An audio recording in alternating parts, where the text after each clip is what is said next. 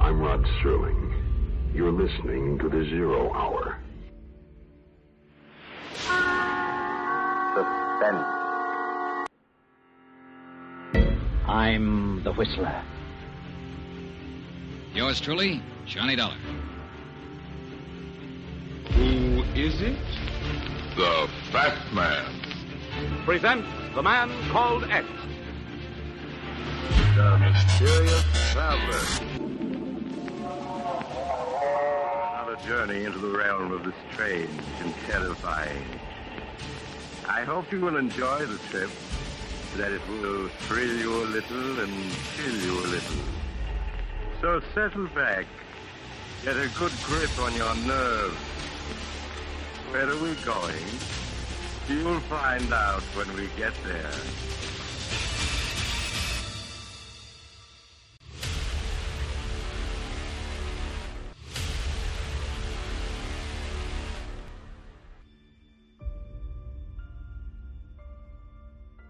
Hello everyone, and welcome to Drama and Theater, brought to you by Duane Old Time Radio.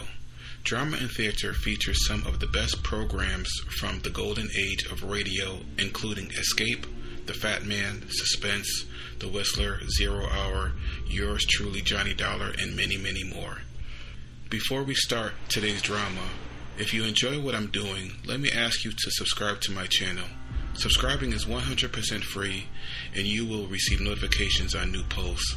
Lastly, if you have a moment, write a short 1 or 2 sentence review or give a rating on your preferred podcast service. A positive review or rating would help me out a lot. And now, on to the drama. And thank you for your support, as always. Let's start the month as we've been doing with CBS Radio Mystery Theater. This is the 19th episode from the CBS Radio Mystery Theater, titled Deadly Honeymoon. And this story first aired January 24th, 1974. From the Mutual Studios in Washington, I'm Fulton Lewis, and that's the top of the news as it looks from here.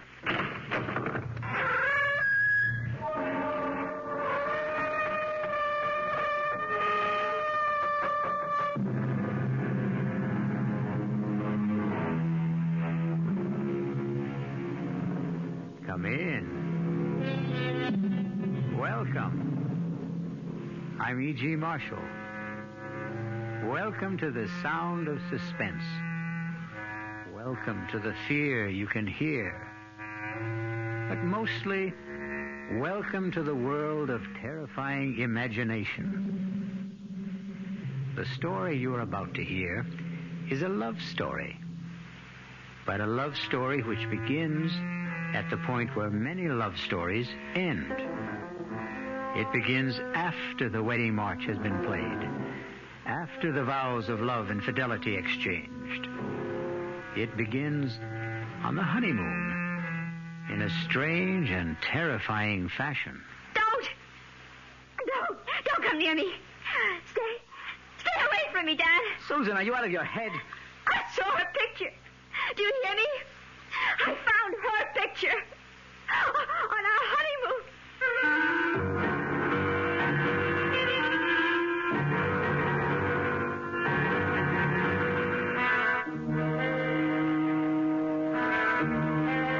Our mystery drama, Deadly Honeymoon, was written especially for the Mystery Theater by Henry Slessor and stars Betsy von Furstenberg and Michael Wager.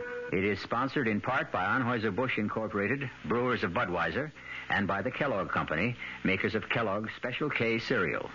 I'll return shortly with Act One. There's nothing wrong with drinking Budweiser sip by sip, is there? Well, the brewers of Budweiser think there's a better way. Sipping's fine if you're drinking wine. But Bud is the king of beers, a hearty drink. Look, rinse a 10 or 12-ounce glass with cold water. Then open a can or bottle of Bud and pour it right down the middle so it kicks up a good head of foam. Now, take a big drink and then swallow big. No sips. That's how it should be done. More taste, more beer drinking enjoyment. Thank Thanks to exclusive Beechwood aging, Budweiser has a smoothness that lets it go down especially easy. Sure, it's an expensive way to brew beer, but brewing beer right does make a difference. That's why, when you say Budweiser, you've said it all. Anheuser-Busch, St. Louis. This is WOR New York, your station for Mystery Theater. Now, ShopRite does the can, selling ShopRite brand of vegetables and cans. For quality that you can trust, for tasty corn, asparagus, for peas and beans, and gourmet scenes, for beef that beat all other treats. The only vegetables that can compare at all with ShopRite brand are vegetables you feed yourself instead of taking off our shelf. Now's the time to shop at ShopRite Can Blast. Now's the time to stock up while the values last. Stock up on ShopRite soda. 12-ounce cans for 79 cents. Potatoes that will make the meal, and carrots that have big appeal. Succotash that makes us splash. Spinach that won't finish last. Now's the time to ask yourself, so why pay more? Now's the time to shop right now at ShopRite stores.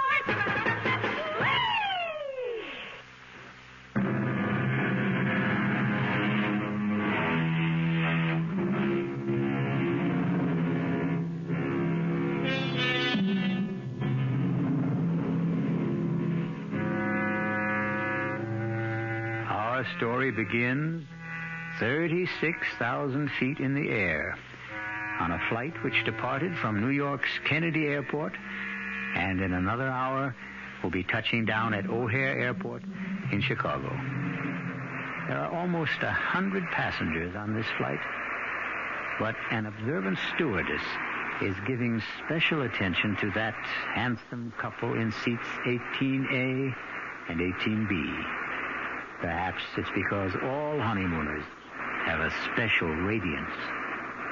Are you sure you wouldn't like some more coffee? Oh, no, thanks. Not for me. I wouldn't mind a cup. Here you are. Thanks. Just ring if you need anything else. You'd think we were the only people on this flight. As far as I'm concerned, we are. Oh, Dan, I feel absolutely drunk with happiness. Is that a funny word for the way I feel? No. It's a great word, Susan. I was flying hours before we got on the plane. Oh, what time did you say we land in Chicago? About 2:30. Is it far from the airport to the hotel? No, actually, it's only about a half an hour from O'Hare to downtown. About 16 miles. Still, I don't think we'll have time to make Evanston today, do you? Well, it might be better to go in the morning. You can call your aunt from the hotel. Dan, you sure you don't mind going to Evanston?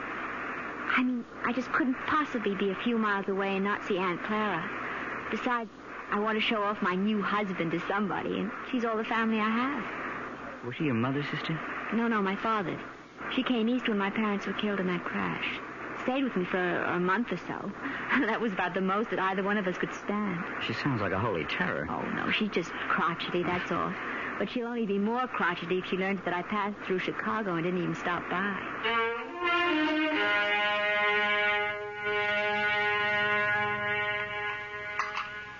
Well, and what kind of work are you in, Mr. Carey? Well, right now, we like to say we're management consultants, Mrs. Rowland. But we also do quite a bit of executive recruitment. I don't understand a word of that. Dan helps corporations find the right people for important jobs, Aunt Clara. His firm is the biggest in the field. Isn't it, Dan? Well, it's always hard to measure business like ours. But it has offices everywhere, doesn't it?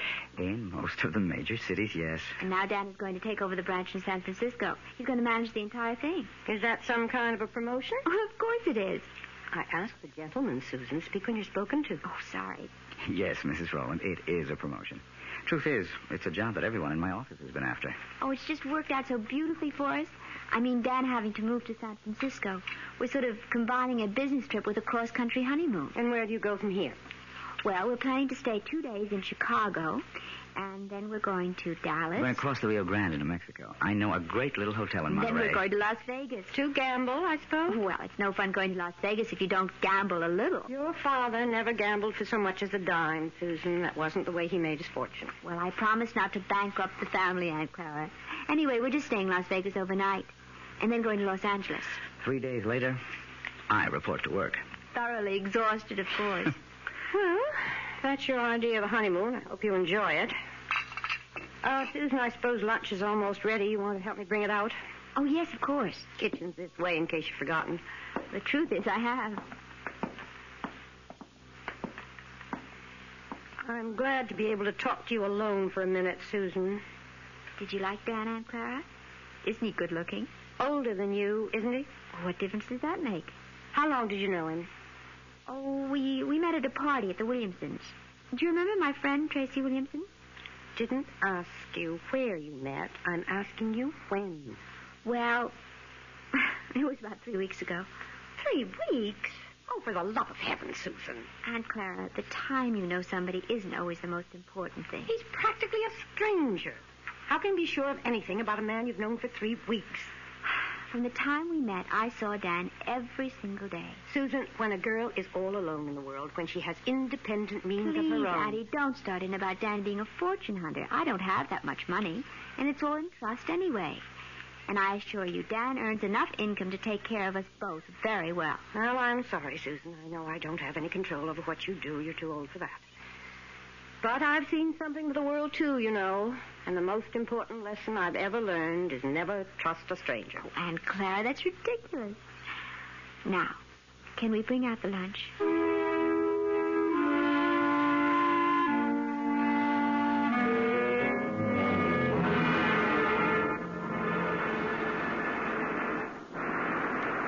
I don't know. I just have the feeling that Chicago wasn't all you expected it to be. Well, we weren't there very long, Dan. And don't forget, we spent half the time with your business associates. Oh, honey, I am sorry about that. I suppose I never should have called Bill Kincaid to say we're in town. Should have known he'd insist on getting together. Oh, it wasn't that bad. I just didn't know what he was talking about half the time. All those office politics. Yes. Well, Bill loves to gossip. But you can see what I mean about the San Francisco job. Everybody in the company wanted it. They'll never get over resenting me for being picked. But I am sorry if you were bored. It's all right, Dan, really. After all, I inflicted Aunt Clara on you. She was okay. Well, I know you didn't find her very friendly. Well, why should she be? I think she's a very protective type. Anybody you married would get her jaundiced eye. Yes, I suppose that's true enough. Dan, how long did you know Terry Williamson? Who? Terry, my ex-roommate. We met each other at her house. Or have you forgotten that already? Tell you the truth, darling, I didn't know whose house I was at that night. Oh, so Terry wasn't the one who invited you? No. It was a man named Bob Chambers, one of the executive types. I got placed at General Utilities. Don't ask me who invited him, because I don't know. I see. So it was all sort of roundabout. What's the difference? Still turned out to be the best party I ever attended. Yeah.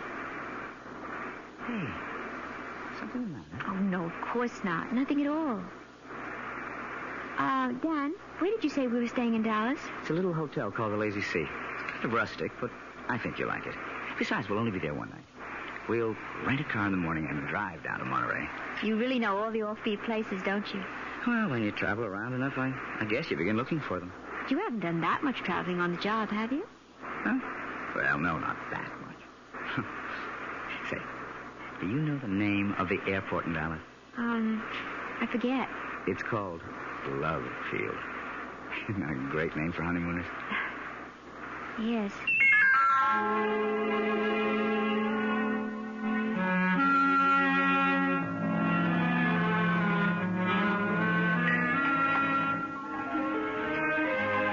Hi, Susan. Oh, there you are. I was starting to worry.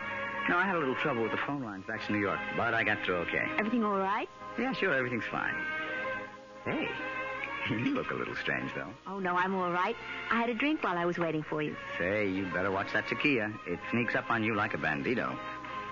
Actually, something sort of funny happened. What do you mean? Dan, when we were in Chicago in that restaurant, I forget the name of it. The place we went to with Bill? Yes, when you and your friend were talking about all the office politics back in New York, I saw this man looking at us.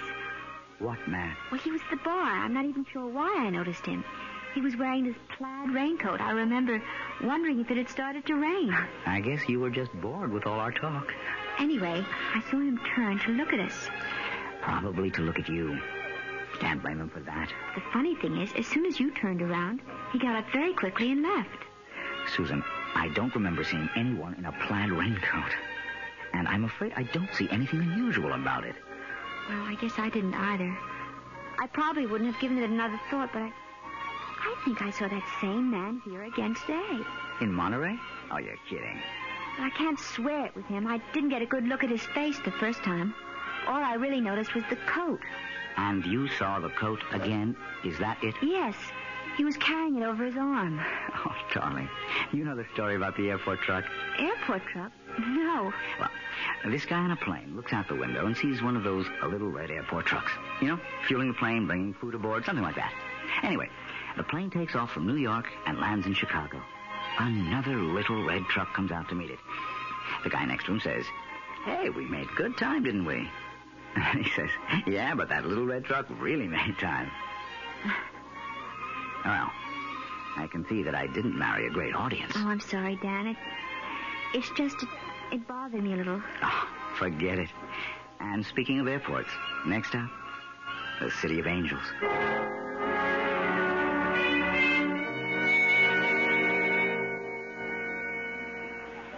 Let's see. I wonder if they have this week's digest.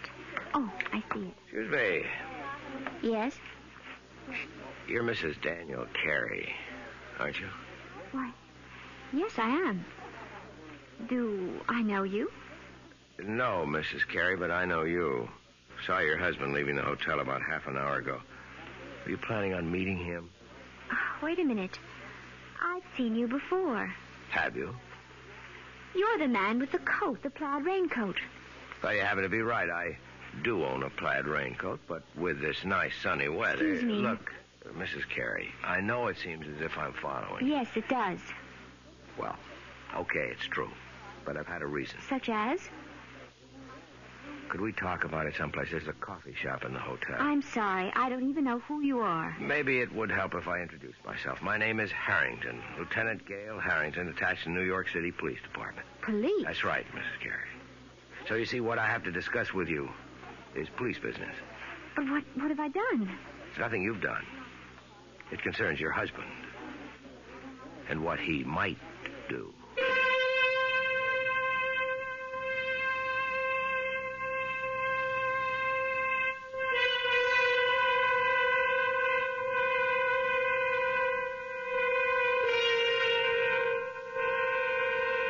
It looks like Dan and Susan Carey's honeymoon is in for a surprise. Or perhaps more than one. Maybe Susan will soon wonder if her Aunt Clara wasn't right about a number of things, including her cynical advice about trusting no strangers. We'll find out about the new stranger in Susan's life when I return shortly with Act 2. And now another tale of the ball and chain. At Kellogg's Special K Presents Last Tango in Pittsburgh. There I was at Raoul's All Right Tango Lounge. My little orchid, will you tango with me? It was Raoul. You're a splendid dancer. But what was that? I was what? That sound effect. Oh, I'm a few pounds overweight, and this ball and chain points out how my extra weight can get in the way. I'm pointing you back to your chair. Our heroine decided to lose that extra weight. She exercised and ate smart at every meal, starting with a Special K breakfast. A bowl of Special K, skim milk, tomato juice, and coffee. It's less than 240 calories, 99% fat-free, and 100% delicious. After a while, she was rid of the ball and chain and back at Raoul's. Darling, you're looking fantastic. What a happy ending. What ending? We're just getting started. Raoul, get lost. Your happy ending could begin with the Kellogg's Special K breakfast. And that's another tale of the ball and chain. This is WOR New York, your Mystery Theater station.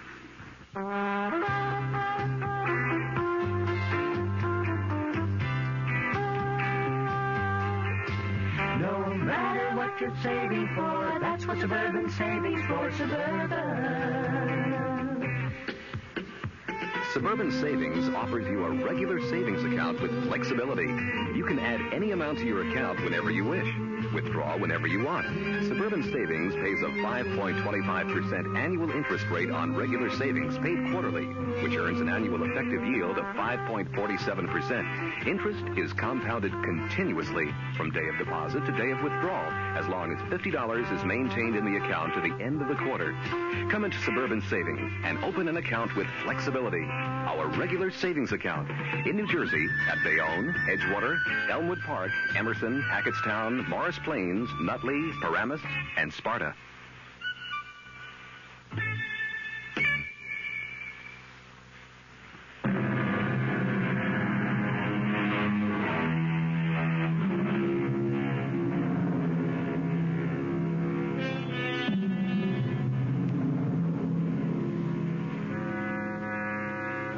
In the pleasant, cheerful atmosphere of a coffee shop in a large Los Angeles hotel, newlywed Susan Carey finds herself facing a man she has never seen before.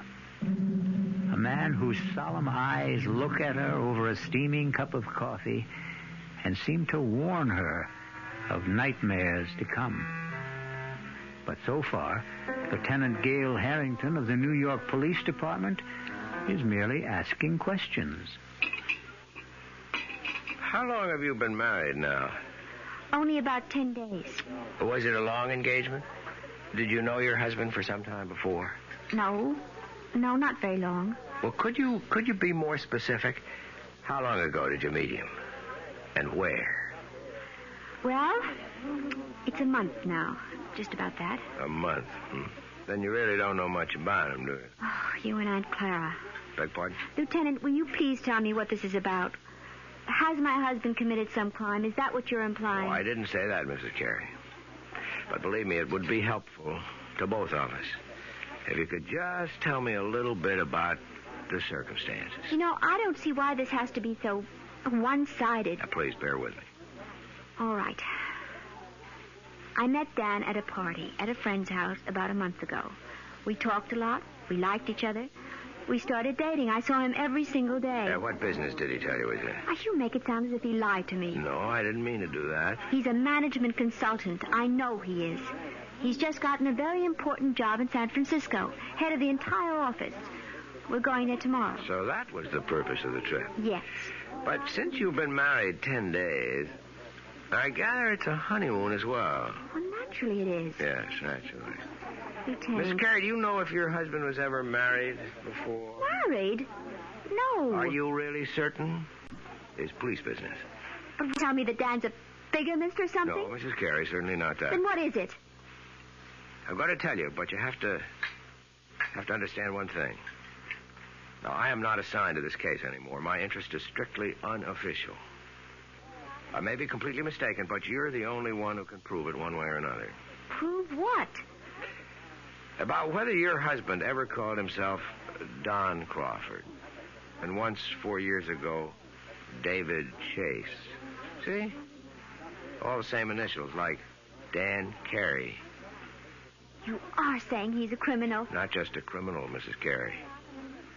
A wife killer. You're crazy. I hope so. Believe me, I do. Let me start at the beginning.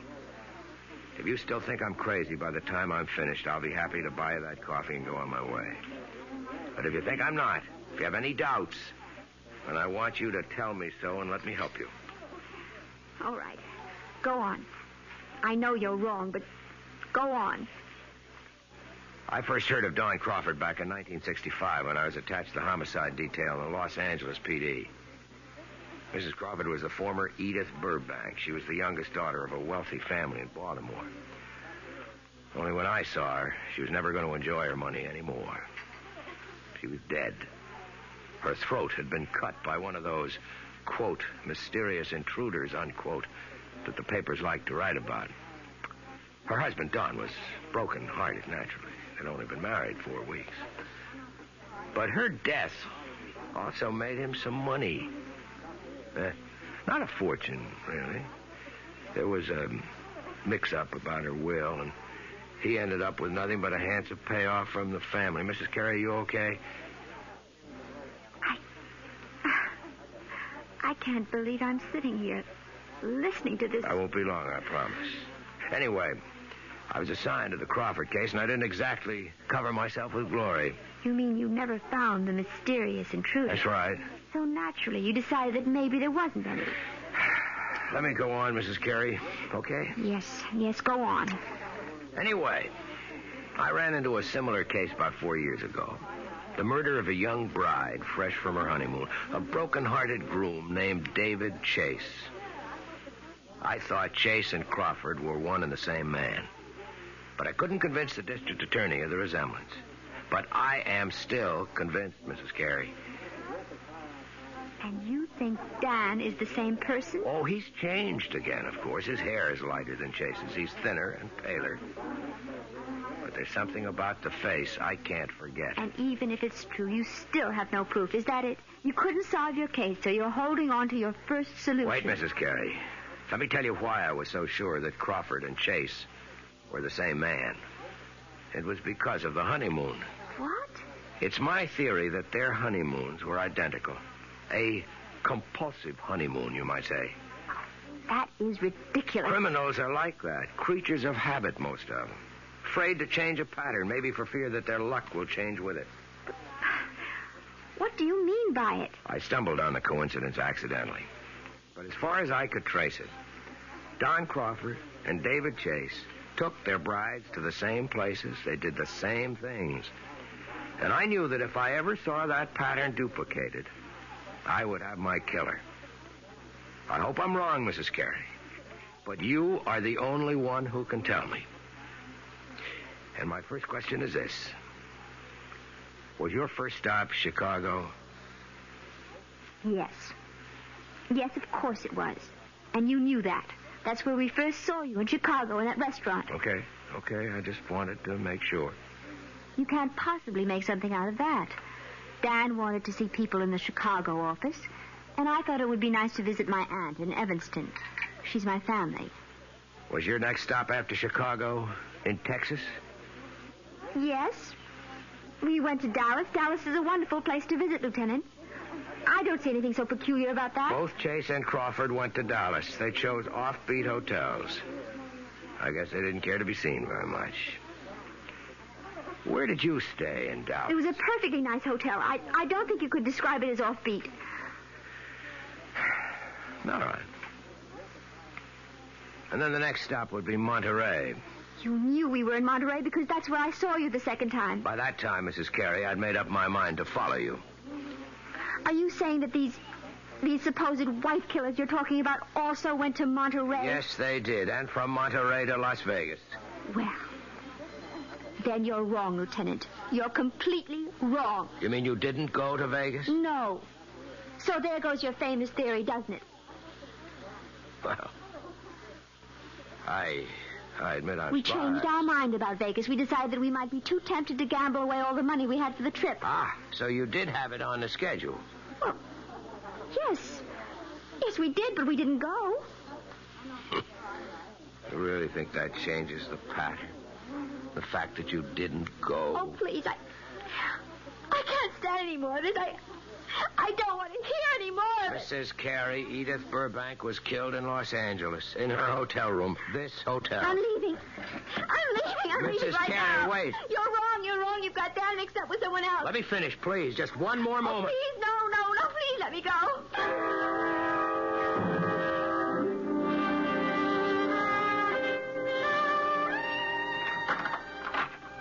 Well, there you are.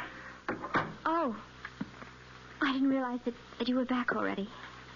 Yeah, I told you I wouldn't be gone more than half an hour. I thought you'd be in the room. I went downstairs to get a magazine. Didn't they have any? Well, I guess I forgot to buy one. I got to looking in the windows of the dress shops, and I forgot my original purpose completely. Susan, are you okay? Of course. Why do you ask? I don't know. You've got that funny look in your eyes again. Have I? Doesn't matter. They're still the two most beautiful eyes in the world. Hey, what is this? Don't tell me the honeymoon's over so soon. Why do you say that? That was like kissing a snowman. I guess I just don't feel like myself today. I think maybe... all this traveling has worn me down a little. Oh, I'm sorry. Well, we don't have much further to go. Just one more plane trip to San Francisco. Yes. Look, maybe you'd rather not go out tonight. Maybe you ought to stay in, order some dinner in the room. I don't mind. But you wanted to go to that restaurant, the one you told me about. You've been looking forward to it. The Landmark? Yeah. Well, I did want to try the place. It was supposed to be really spectacular. But you've never eaten there before. Well, no, how could I? I've never been in L.A. before. I was thinking today that, well, you seemed to know the city so well when we drove around. You didn't seem to have the slightest trouble. The streets are very well marked in this town. It's really a pleasure to drive here. Look, you know what I think? I think you ought to take a nap before dinner. Yes. I was thinking of lying down, but I don't think I can sleep. Okay, then. Just read your magazine. Wait a minute, you haven't got one. I'll take care of that. Where are you going? Going to get my bride something to read. How about a nice magazine about cooking? You know, I never did ask you if you can cook. Just get me a news magazine of some kind, all right? Uh-huh, the brainy type. I should have known. See you in 10 minutes. I'll take the key so you won't have to get up. Yes. All right. Oh, dear God. It can't be true. There just can't be any truth to what that man said. He's made a mistake. Terrible mistake. Dan's luggage. His initials, D.C. Oh, but anyone could have those initials. Anyone. I wonder if... It's open. Oh, for heaven's sake, what am I doing?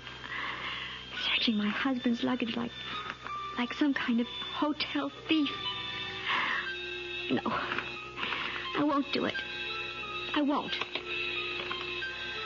I'm not going to believe any of it. I won't. Who's that? Hello? Mrs. Carey, it's Gail Harrington. Leave me alone. Stop bothering me. You shouldn't have run off like that, Mrs. Carey. You didn't give me a chance to finish what I was saying. I told you, I don't want to hear any more. It isn't true. You've made a mistake, Lieutenant. Your husband is at the newsstand right now, Mrs. Carey. I can see him from where I'm standing at the house phones. And the more I look at him, the more sure I am that I'm right. No, you're wrong. I want you to hear the rest of the story about Crawford and David Chase and what they did on their honeymoon. Maybe what I told you before didn't convince you, but if you heard a few more things... I'm going to hang up, Lieutenant, right now. I wanted you to know where Don Crawford took his wife the night she was murdered in a room. He took her to a restaurant called The Landmark. You ever hear of it? Mrs. Carey? Hey, are you listening? No, I'm not listening. I won't listen.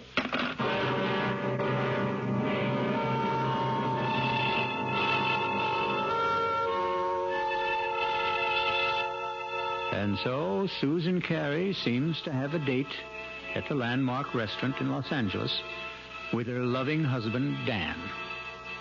If she keeps the date, something tells me that she's not going to do their cuisine very much justice, because one needs peace of mind to enjoy good food. Fear affects the salivary glands, and terror ruins the taste buds. I'll be back shortly with Act 3.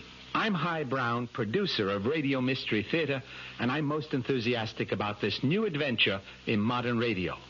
Here's what listeners are telling us. Your program was absolutely great. Don't oil the door. Or again, you've got yourself a winning show. We'd like your reactions, too. Right now, we're in the last week of our drawing for 50 prizes a week. 2 AM/FM stereo phonos, 2 travel clock radios, and 46 anthologies of modern suspense. Just mail your name and address, and you're eligible, to Mystery Theater, Box 50, Radio City Station, New York, 10019. That's Box 50, Radio City Station, New York, 10019. Entries must be postmarked no later than Saturday, January 26. Offer good everywhere unless locally prohibited. This is WOR New York, your Mystery Theater station. An invitation. This is Peter Roberts. Join us Sunday morning, 8:15 to 10 here on WOR for Rambling with Roberts. 2 hours of music, specially selected for Sunday morning listening pleasure, along with bits of weather information, news headlines, bits of trivia such as the fact that a man from Onowa, Iowa, received a patent for what he called Eskimo pie, which was ice cream coated with chocolate. It all happened in 1922. It may not seem like very much in the way of history, but it does take place, these little bits of trivia and information, on Rambling with Roberts. So, of a Sunday morning, make a note. 8:15 to 10, right here at 710 on your dial, come Rambling with Roberts. You don't have to give us an RSVP, just be on hand. Thank you.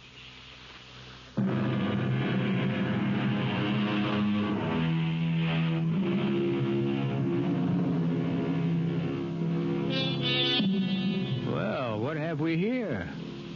A quiet meal for two at the Landmark restaurant? No. We seem to be in a hotel room. The same room in which we last saw our honeymooning couple, Susan and Dan Carey. Obviously, there's been a change of plan. Room service has provided the meal for the two lovers this evening. Can it be that Susan Carey has decided that if there is a pattern, it must be broken? Have some more wine, honey? No. I really don't think I want any. Hey, come on. You know what this bottle cost? You shouldn't have been so extravagant. Uh-oh. That sounds more like a wife than a bride. Well, $18 is an awful lot for a wine, Dan. Especially when I really can't drink that much of it. I just wanted to make up. Well, never mind. You mean for not taking me to the Landmark? No, it doesn't really matter. I told you, it's fun to eat in the room. It's very elegant. I'm sure you were disappointed at it. No, I really wasn't. Look, we're not going to be very far from Los Angeles. We'll probably fly down from San Francisco a few times a year. There are dozens of wonderful restaurants in San Francisco, too, aren't there? So they tell me. I'll ask the guys at the office for recommendations. I think this food is quite good, don't you? Yeah, sure. It's fine. Tastes even better with the wine. Well, all right. I'll have some more, I guess. That a girl. Now, look, I'm not trying to get you drunk, you understand, so I can take advantage of you. Although, come to think of it... Dan, oh, don't. You almost knocked the table over. Sorry, I guess I got a little carried away. You look very delectable in that robe. Oh, did you really like it? Irresistible. I didn't take much of a wardrobe with me. You said you were going to buy clothes in San Francisco. Yes, if I can find out where to go, I'll take you down to Union Square. I hear that's the place. Oh, I have told you about the weekend, haven't I? No. What about it? Well, I thought we'd get our first look at the town by taking one of those Circle Line cruises. That okay with you? Oh, yes, that sounds lovely. I love to see places by water. And if we can squeeze it in, we might go picnicking in Golden Gate Park. They've got this Japanese tea garden. It's supposed to be very nice. Yes. All sounds wonderful, Dan. Susan, I just wish you felt better. Listen, maybe you ought to check with the hotel doctor in case you picked up a bug or something. Do I look that bad to you? No. You look just great to me, darling.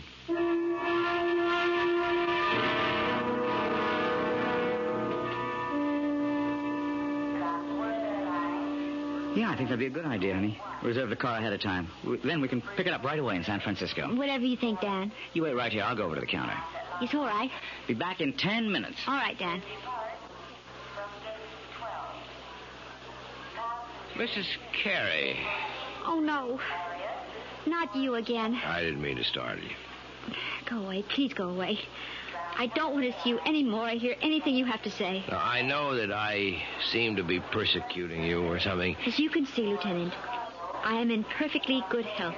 I was not murdered in my sleep in that hotel room. Look, Mrs. Carey, I've only got a few minutes before your husband gets back. I just wanted to finish my story about this other guy, this David Chase. I don't care if you are a policeman. I'll call someone and have you arrested for bothering me. David Chase's wife didn't get killed in Los Angeles. She died in San Francisco. Where? In a hotel room? No, not there. But they stayed at the San Remo. Is that where you're staying? Yes, but millions of people do. No, there wasn't any mysterious intruder this time. In fact, Mrs. Chase's death was listed officially as an accident. She had a little too much to drink at dinner, and her feet got tangled up on top of a very steep hill. The fall broke her neck. It was her very first day in San Francisco. She and her husband had quite a day, too. They took one of those boat cruises to see the city. Then they went to Golden Gate Park, to the Japanese tea garden. Miss Carey, are you okay? No. No, I'm not okay. How could I be? That night they went to a restaurant called the Vendome. That's where the lady drank too much, at least according to her husband. Oh, dear God. Listen, Mrs. Carey, I can't follow you anymore. I've got a job to get back to. I want you to take this. Con. Quiet. Don't draw anyone's attention to us. Just take it. If I'm wrong and you don't need it, fine. Just throw it away. No, I don't want I cannot have you on my conscience, don't you understand? All right. Yes, all right. I'll take it. I still say you're wrong. I hope so. But I don't think I am.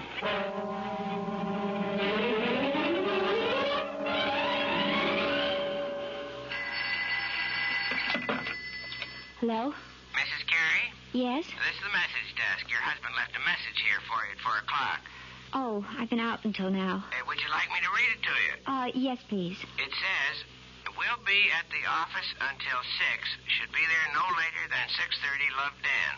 Oh, yes. Thank you very much. Welcome. Bye. Bye.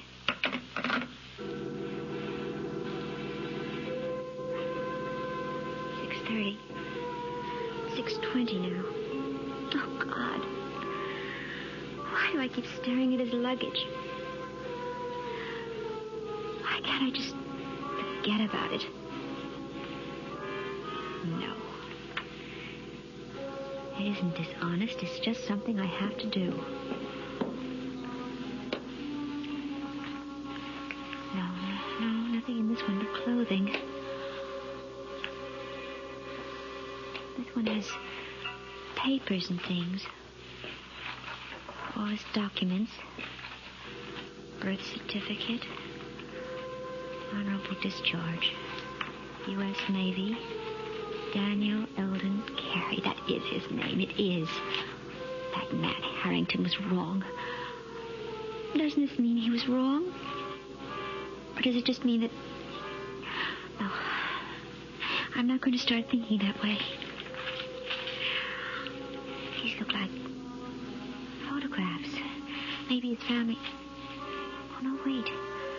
This picture is signed. Such a pretty girl. To Dan. All my love forever, Edith. Edith. What was the name he said? That policeman, what was the name that man's wife was? Wasn't it Edith? Oh, no. Who is it? It's me, honey. Oh, 1 second. Hi, sweetheart. Sorry. I forgot to take my key. Hey, I'm not late, am I? I told him at the desk I'd be back at 6. Well, it's not even that. Hey, why is it so dark in here, Susan? Oh, I just got back myself. I didn't think of turning on all the lights. Susan, I have a confession to make. I wasn't at the office at all. My new staff thought they ought to prison the new boss. I tell you one thing about San Francisco. It's a hard-drinking town. Susan, what's the matter? Dad, I found her picture. What? I found her picture. Your first wife's. What are you talking about? I was never married. Then what's her picture doing in your luggage? Hey, what's going on here? You must be drunker than I am. Look, hear me? Stay away from me, Dan. Susan, are you out of your head? I saw her picture. Did you hear me? I found her picture on our honeymoon. Now, wait a minute. Do you mean Edith? I know all about her. Yes, and about the other one. She drank too much, too, didn't she? She was drunk, too. Now, look, will you calm down? Is that what you were planning to do tonight? Get me drunk at the restaurant? You were going to take me out to dinner tonight, weren't you? Of course I was. I asked one of the guys at the... Well, I can tell you the restaurant he picked. Do you want me to tell you the name of the restaurant, Dan? It's the Von Dome, isn't it? What? Well, yes. I mean, it is. How did you know that? Because I know it all. I know everything. Oh! No, don't come here. I'll call the police. Now, Susan, look. I don't know what the trouble is, but you've got to be sick. You need help. No, don't come any closer. You've been acting funny ever since we left Chicago. I'm warning you. Look. My God. I've got a gun. Susan, put that down. I'm not going to end up like them. Give me that thing, Susan. Don't. Oh, don't, Susan. Daphne. Susan. I don't want to shoot you.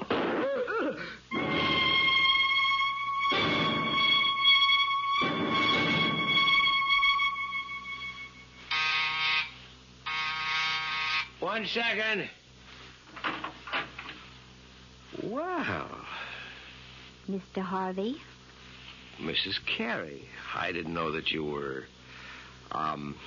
Look, let me just get a shirt on. I was just shaving. I'm sure you're surprised to see me, aren't you? Yeah, I am. I didn't expect that you'd...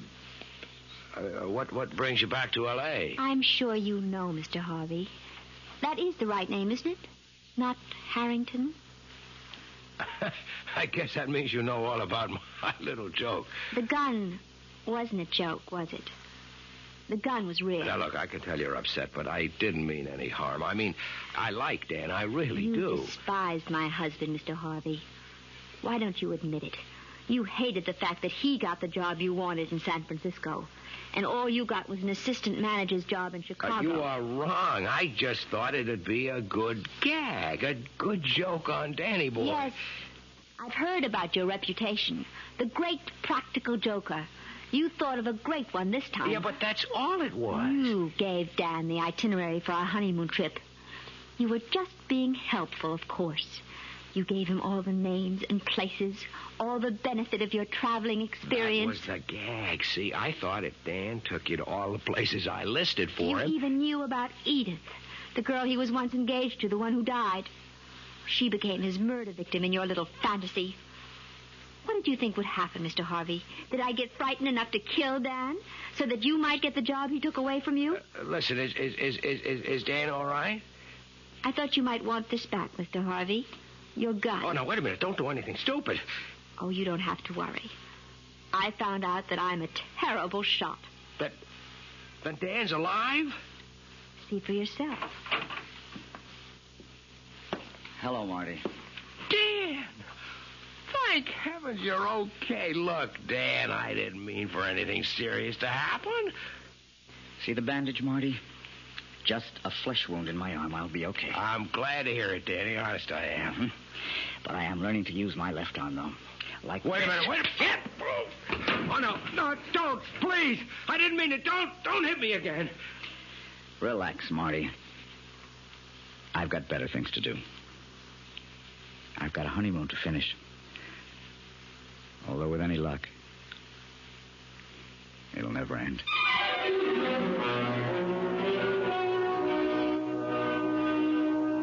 So you see, even murder stories can have happy endings. Martin Harvey may have spoiled Susan and Dan's honeymoon, but that doesn't mean he managed to spoil their marriage. No. If that's going to happen, Susan and Dan will take care of that all by themselves. I'll be back shortly. Hello, this is Joe Franklin. Ladies and gentlemen and boys and girls, for the very latest in nostalgia, for the ultimate in remembering, please join with me on Saturday nights from 9:05 to 11 o'clock where memories are truly happening right here over WOR Radio. It is my privilege to present radio's original Memory Lane program, but positively the original. And whether it's Al Jolson or Benny Goodman or Louis Armstrong or Eddie Cantor or Harry James or the Dorseys, Mario Lanza, Gene Krupa, the young Frank Sinatra, George M. Cohan, Bing Crosby, Bogart, Lombard, Cagney, and all those happy times of radio's comedy and drama and soap opera. We have it. We have it fascinatingly, and all the sounds are reproduced crystal clear Saturday nights from 9:05 till 11 over WOR Radio. Yours truly, Joe Franklin, hosting Memory Lane. Tune in. WOR New York, your station for Mystery Theater. This is Sherry Henry. All New York knows it lost its governor recently when Rockefeller resigned. And we all know he's concerned now with his new commission on critical choices for America. But not many of us really understand what that commission is all about. Well, we'll all know more tomorrow afternoon when Henry Diamond, the executive director of that commission, divulges goals and directions. It's on the Sherry Henry program at 2:15 on WOR Radio.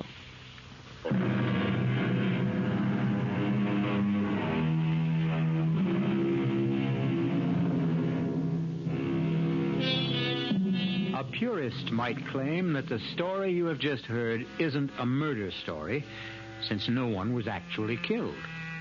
The murders which took place were all in the imagination of Martin Harvey, who passed them on to the mind of Susan Carey. But it's a good demonstration of the point we've tried to make all along, that the most terrifying crimes can happen within the theater of the mind. Our cast included Betsy von Furstenberg, Michael Wager, Elspeth Eric, and Mason Adams. The entire production was under the direction of Hyman Brown. Now, a preview of our next tale. What are you thinking about, child? The day you said it was bad luck for us to see each other before the wedding. Nobody believes those old wives' tales. Nobody believes so many things that are outside the ordinary. Did you see Michael's body after? Don't talk about that, lass. I know they said the horse trampled him. I asked Dr. Ferguson about the hooves, and he wouldn't tell me. You'd tell me, wouldn't you, Jeannie? Oh, tell you what? Were they like horseshoes, or were they cleft in two? Were they cloven hooves? In the name of God, what are you saying? I'm not speaking of God. I'm speaking of the devil. This is E.G. Marshall inviting you to return to our Mystery Theater for another adventure in the macabre. Until next time, pleasant dreams.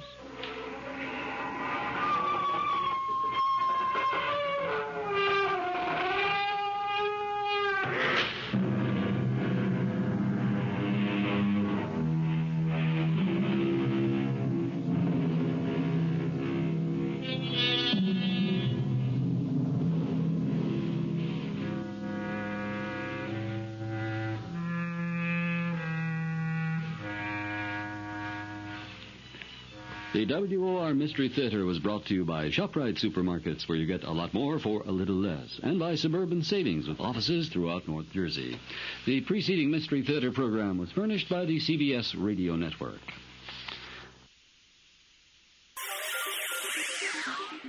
Thank you for listening to and showing your support for my podcast. If you would like to receive notifications of when new episodes are posted, please subscribe to my channel. Subscriptions are 100% free, and they really help me get an idea of how I'm doing. Well, hope you enjoyed, and until next time, stay safe, wish you well, and as always, peace.